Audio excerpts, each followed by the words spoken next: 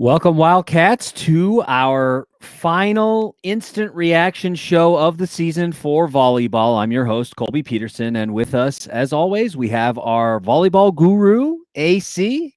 AC, how you doing, man? I got it. Is there another AC on? Am I the guru? Guru. Oh, man. I'm honored. Happy to be here, as always. Hashtag guru. Appreciate you having coming on for this one, man. Like we said, this is going to be the last one because unfortunately the Wildcats fell today to the #1 team in the country, the Wisconsin Badgers, 3-0.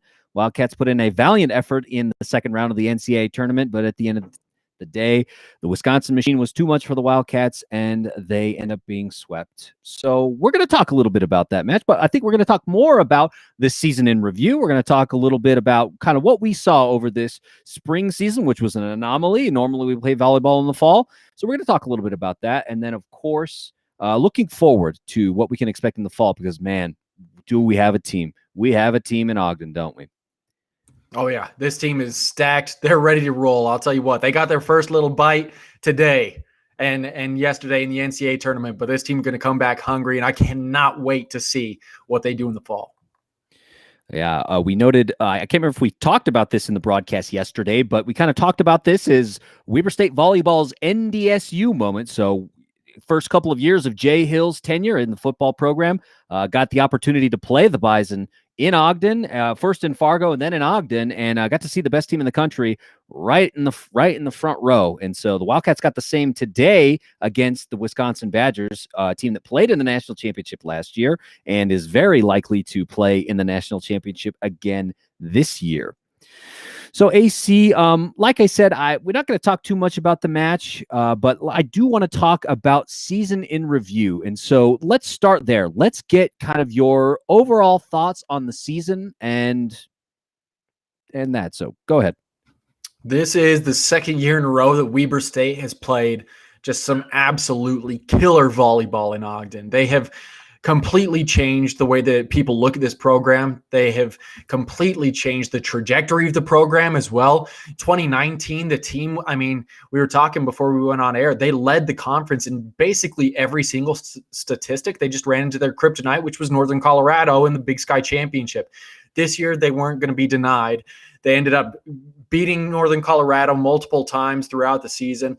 They ended up winning the Big Sky regular season and conference championships, and they even won the first NCAA tournament game in program history, the first in 14 years in Big Sky history. So, I mean, what this team did this year in such a funky, COVID-laden year is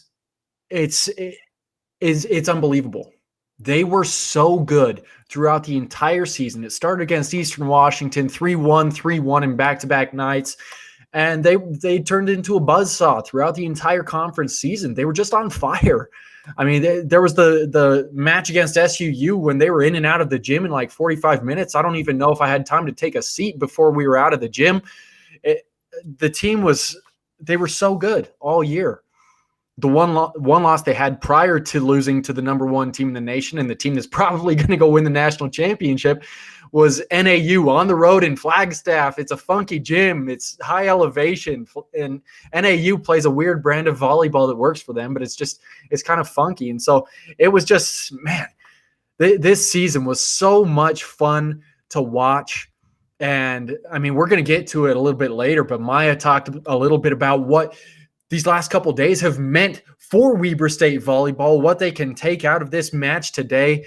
But, I mean, season in review, Colby, you couldn't have drawn it up any better. This season was amazing, and they're continuing the winning tradition that the athletic department has right now. Weber State volleyball, they're not just continuing it, they're leading the charge. These ladies are out there winning games on the national stage. Yeah, like you said, probably the single greatest season in Wildcat volleyball history. We were just witness to it. And so in the post-game presser, we had a few comments from Jeremiah Larson kind of talking a little bit about that, talking about the wrap-up to the season. And so we have that for you. Let's go to that. Yeah, I think we take a lot out of it. I mean, we talked about that after the game. Ryland said, hey, if we can compete with that team, we can compete with just about everybody. I think it showed showed one that we can receive serve at a pretty decent level against a really nice serving team. We could score points against a very physical, very athletic play at the net, and they're really good in the back row too. So, I mean, just the fact that we were right there with them for a long period of time, it wasn't just like little spurts either. We were siding out and playing at a nice level. I mean, it only adds to our belief in ourselves that we are headed the right direction, that we can compete at a high level against quality programs. And if anything, it's given us, okay, here's what we've got to do to get a little bit better in every little position to be able to compete, because we're putting together a non-conference schedule next year that's going to be very, very competitive, and we need to be able to compete at a high level so that way we can continue the course in which we're taking right now, which is an upward trajectory. We want to continue this course, and we can only do that by learning from experiences like this. So there you have it, folks, straight from Jeremiah Larson's mouth about the experience that they gained today playing the Wisconsin Badgers and kind of what it means for the team going forward, because this was a big character building moment for this Wildcat program. AC, maybe your thoughts there on what Jeremiah has shared in the post-game presser. Well, I mean, he's absolutely right. This team doesn't shy away from playing anybody. Go look at their out-of-conference schedule in 2019.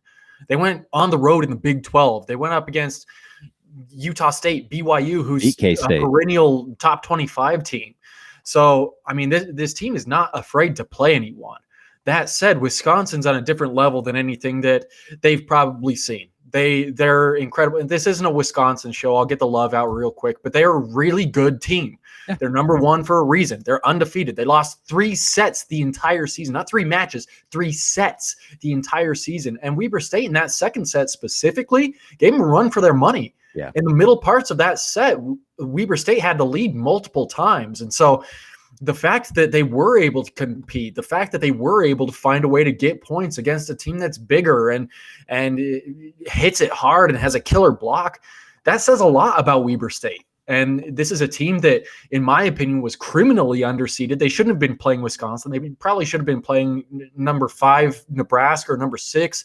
They shouldn't have been playing Wisconsin. But I think that Weber State opened a lot of eyes to the program today and said, you know what, we're not just going to roll over just because we're playing Wisconsin. We're going to come out and we're going to play our hearts out. Yeah, like you said, AC, this is a team that plays, anybody, anytime. And so I think that this experience and the Wildcats playing well against Bowling Green and then having a good showing against Wisconsin will hopefully help the Big Sky, which I think that, with all the seniors coming back in the fall, I think the Wildcats are the odds-on favorites to go back to the NCAA tournament to be conference champions again in the fall and hopefully become a little bit better seeded than what they got this year, because we talked a little bit about it off air. There were some teams, especially from Utah, that had been seeded above Weber State that maybe shouldn't have, because should those teams have gone head-to-head, they very likely would have beat them.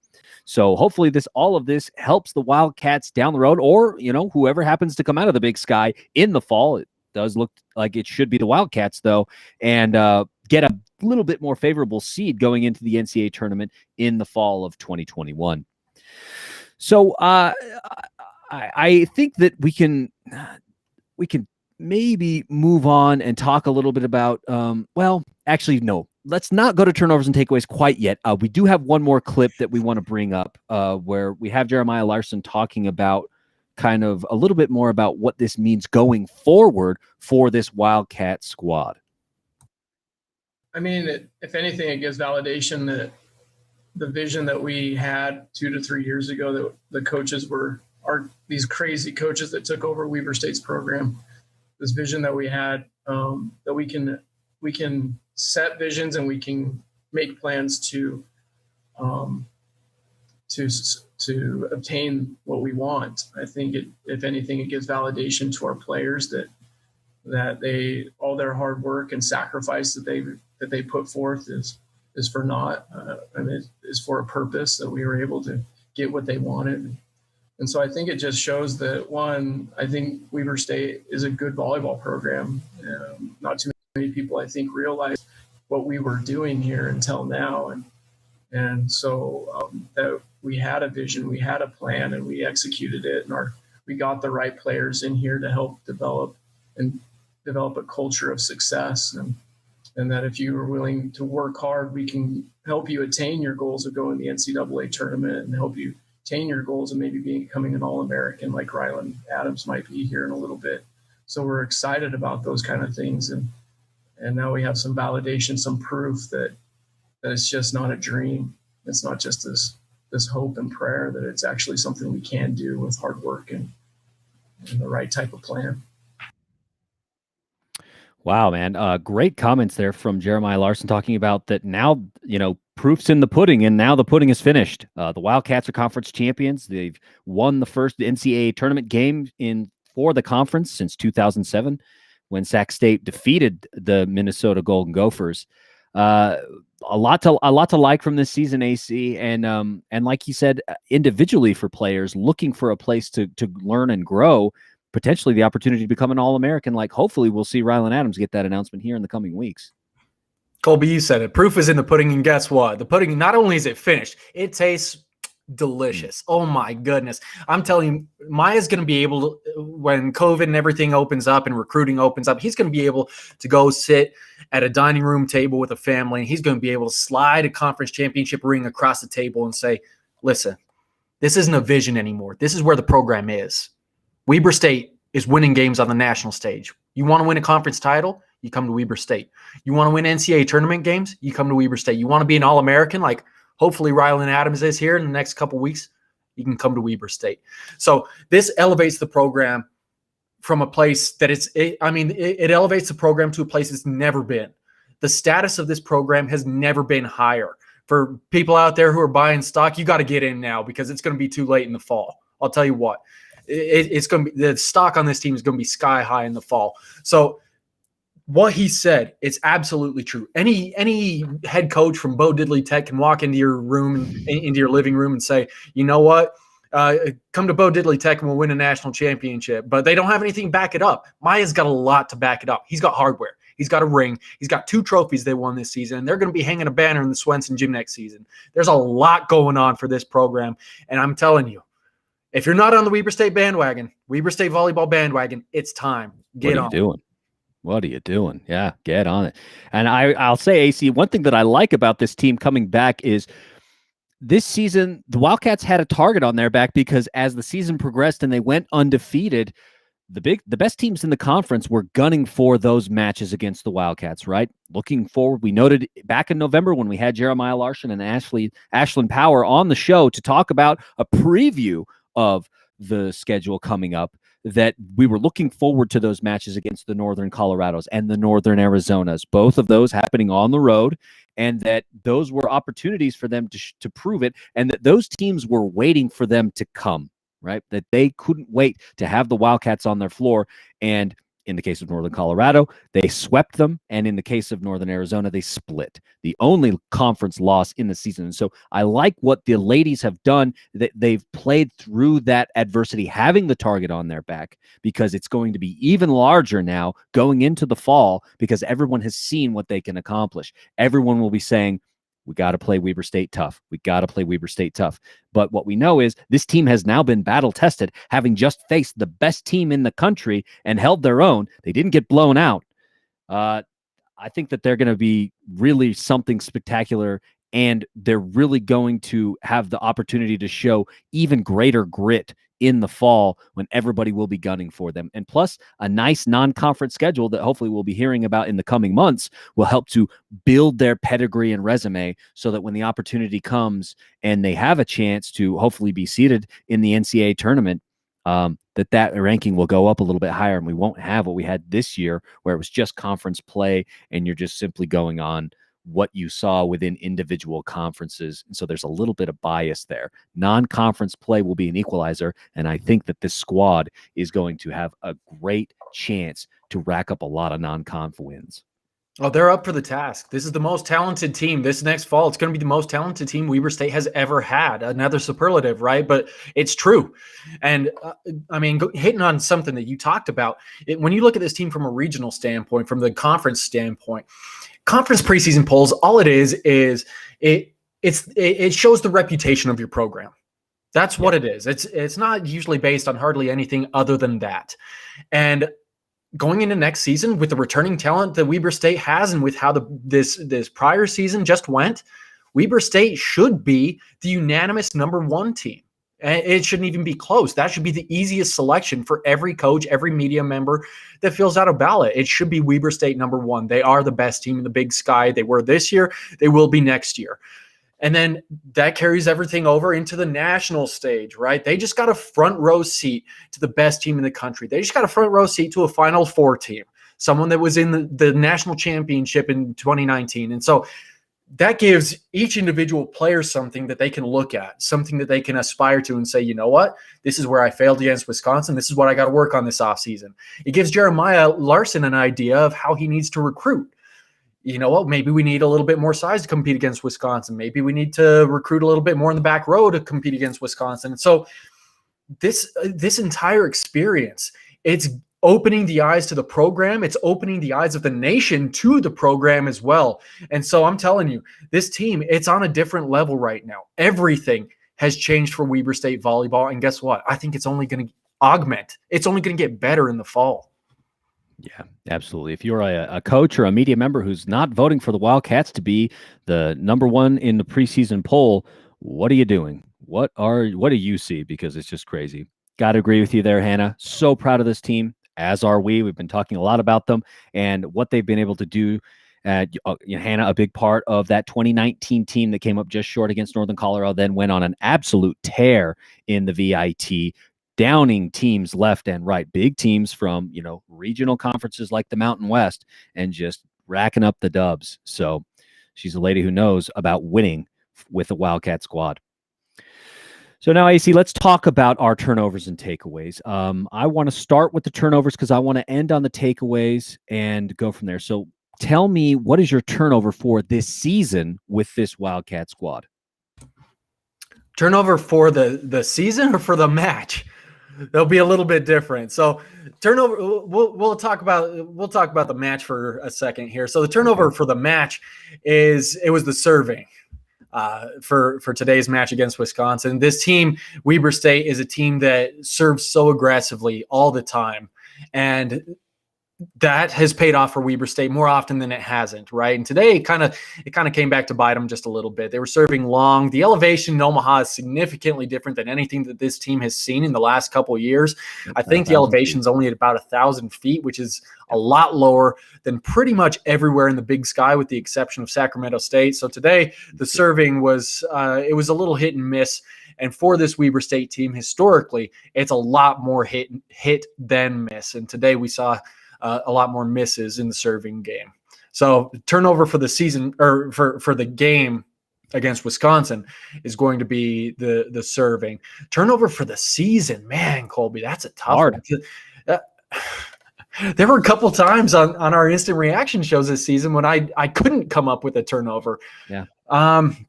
For the whole season, man. Well, certain squads that they went up against. You noted the quick nature of the SUU set, that they were in and out of the gym in 45 minutes, just absolutely dominating, getting service aces and getting kills left and right, and just scoring like crazy. So, we'll go turnover for the season. And man, it's so tough because the team was so good this entire season. But we'll say that it was COVID, because COVID was the one thing that really slowed this team down. And unfortunately, COVID was the reason that Weber State wasn't able to play any out-of-conference games like we saw in 2019, going on the road against Kansas State, playing Utah State, BYU. So COVID was the reason why Weber State wasn't able to get that out-of-conference experience. And I think that that's a shame, because this team had a lot to prove. And I think that had they had those out-of-conference games, they might have received a little bit better of a seed, a little bit better of a draw in the NCAA tournament. But where Weber State, prior to this season, their national reputation was minuscule, I think that the NCAA tournament was like, you know what, you got to pay your dues before we give you a good seed, and we're going to put you up against Wisconsin. And so I think that that's kind of how this one went. COVID really threw a wrench in everybody's plans, obviously. But the team was so good that I don't think I could pick a turnover for the team that I consistently saw throughout the season. If they made a mistake in one match, they'd fix it in the next. And so I'll say COVID was the turnover. definitely a good one because, like you said, the opportunity to not play in those non-conference games was kind of a bummer. But luckily, it's sort of a weird plus and minus. Yes, COVID as a turnover, definitely made things weird, but also maybe a bit of a plus because now all this team gets to come back with more experience in the fall with that non-conference schedule ahead of them and really probably rack up the W's. But now let's flip the script, man. Let's go to takeaways. And so, let's do the same thing. Let's talk about maybe your takeaway from the match and then pivot to takeaway for the season. So, takeaway for the match today was the fact that they were able to stay in the match against the number one team in the nation. Like, this wasn't something where Wisconsin just came in and rolled over Weber State, and sure, it might have been 3-0, but Weber State made Wisconsin fight for everything, made them fight for, every single rally. They were fighting tooth and nail to get every single point. In the second set, they held the lead multiple times. In the third set, even Weber State held the lead. And so it's pretty exciting to see that Weber State was able to find a way to get, to keep up with the number one team in the nation. Yeah, definitely a good one because, like you said, this could have gone very badly. Could have been a match where, man, you just completely got rolled and you shouldn't be here. And that's not what we saw today on ESPN. We saw that the Wildcats did belong and, put up a valiant effort against the number one team in the country, even leading at points and never laying down. So let's now talk about the takeaway for the season. AC, what do you have for us there? Takeaway for the seasons, let's be real, it was pretty easy. You got to go big picture. This team made history. They made a lot of history. Bro, I'm a history major. I love history. And this team, it was like every single thing that they did was history. Every single thing they did was some type of new superlative that Weber State hasn't seen in over 3 decades. And so the takeaway for the whole season is just the fact that this team was the best team in Weber State history. And that's not my opinion. That's not me disrespecting the 1988 squad or anything. This team was just so good in every single facet of the game, serving, passing, setting, obviously, with Ashlyn Power setting school records. This team, just every single game, every single match, every week, there was some new superlative where this team was making some.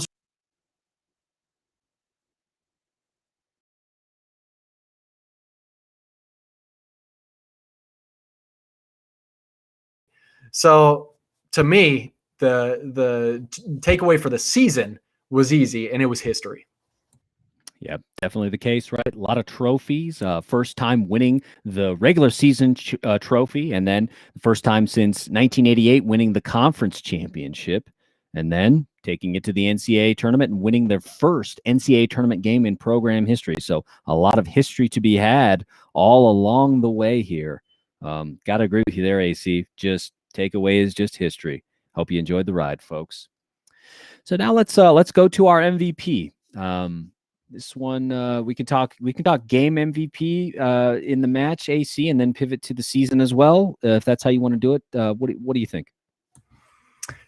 Game MVP, I'll say the game MVP is really the season MVP. Just the team, the whole team is the MVP this year. I could go through this entire roster and I could say what every single one of these ladies brought to the team over the year. I'm not going to do that, but every single one of them played such a vital part of this team, and together they formed the best team in Weber State history. And so the MVP, they had all Big Sky performers all across the entire starting lineup. They got much needed relief from the bench at times this season, whether it was a player was struggling or looking for some more consistency or whatever. Jeremiah Larson was able to put this team together, to find a way to make things happen for this squad. And so the whole team is my MVP. Yeah, I have to agree with you there, AC, because like you said, everybody kind of played their role and played it well. We talked earlier in the season about the fact that Michaela Sorensen was somebody who, found that there was a need on the team and shifted over to becoming that, taking on that libero role and really playing it well. Great defense, getting the digs. And there were just stories like that all up and down this roster. Everybody doing their best to be as good as they can for their teammates in their role. And it was just a well-oiled machine. Everybody was just doing their part, and the W's just stacked up. So with that, AC, that's our season, man. That's what we did for the technically 2020, but spring 21 season. The trophy says 2020, but hey, any parting thoughts before we wrap this one up? It was, just an awesome, just incredible season from these ladies. And 2020, 2021, whatever you want to call it, it's going to go down in history. There's going to be a banner hanging in the Swenson gym coming in the fall. It's going to be a lot of fun. And guess what? They're running it back.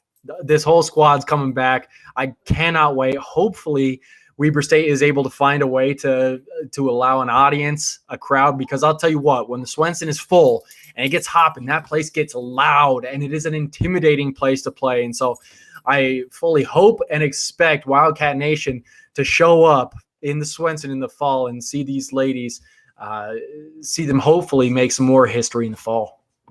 Yeah, like you said, by then everybody hopefully will have been vaccinated, and they'll have the opportunity to open it up like it normally is, because we've talked with Jeremiah Larson in the past about how the Swenson Gym is a very distinct advantage that the Wildcats have that was maybe taken away from them a little bit this shortened spring season, but it should hopefully be back in the fall, and it will be rocking. And so they'll have an opportunity.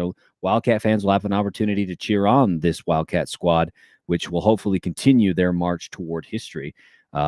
Great comments from Hannah DeYoung saying this team embodied their theme, which was Invictus. You can't find a team with more character, passion, or, like I talked about earlier, grit. So with that, folks, we're going to wrap up this instant reaction show on the Wildcats 2021 spring volleyball season. We want to remind you, if you are interested in more of what we have to do, you can always check out the blog at WeberStateWeekly.com. Lots of good content to be had there. We have a podcast. You can find us on Apple Podcasts, Spotify, or Stitcher. We also are on social media. You can find us on Twitter, Instagram, and Facebook. All of those are great places to interact with the Weber State Weekly team, but especially Twitter on game day. So we also want to remind everyone about our great sponsor, WildcatRack.com. If you are a fan of the purple and white, as we are, you can go and check things out at wildcatrack.com. They have some great products there made right here in Weber County by folks who are just as passionate about the Wildcats as you are. So with that, folks, we're going to wrap it up and like we usually do, saying Weber State, Weber State. Great, great, great. Go Wildcats.